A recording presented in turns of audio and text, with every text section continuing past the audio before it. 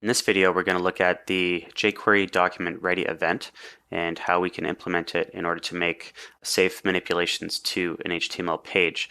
Because if we attempt to do this prior to the page being properly loaded, we can encounter JavaScript errors.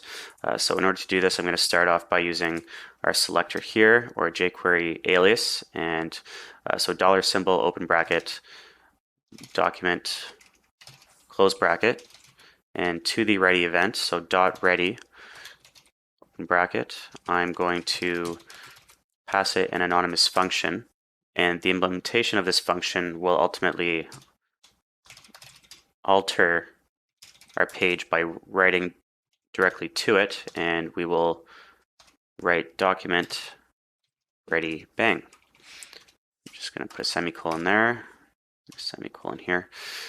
And so if I essentially open this page by right-clicking on index.html, clicking open in browser, and then hitting Chrome, you'll see that on my HTML page, I have document ready written in the body.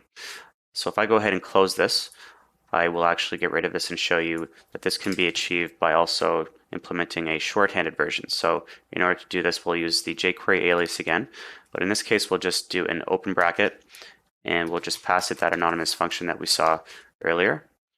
And this implementation will be slightly different. I'll still do a document.write, but I'll just change the message slightly. So document ready using shortcut.